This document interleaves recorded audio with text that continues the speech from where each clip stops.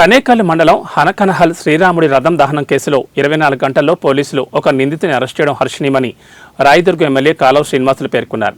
రాయదుర్గంలో విలేకరులతో మాట్లాడిన ఆయన రాముని రథాన్ని ఆ గ్రామ వైసీపీ నాయకుడు బొడిమల్ల ఈశ్వరరెడ్డి మరికొందరు తగలబెట్టినట్లు స్పష్టమవుతోందని తెలిపారు.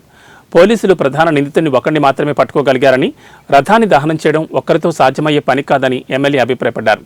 ఇందులో మిగిలిన వారి పాత్రను కూడా పోలీసులు నిర్ధారించాల్సిందన్నారు.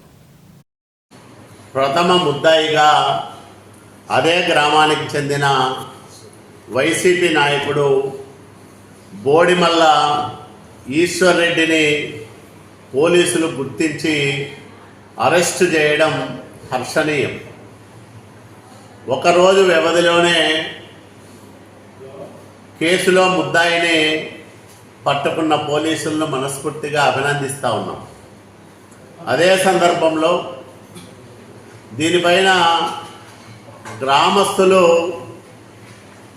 అనేక అనుమానాలు వ్యక్తం చేస్తూ ఉన్నారు.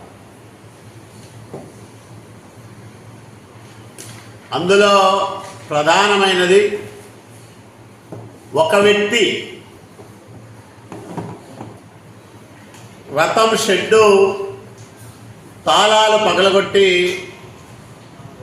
రథానికి నిప్పు పెట్టే అవకాశం లేదు. అతనికి కనీసం 4-5 వ్యక్తులు సహకరించి ఉంటారని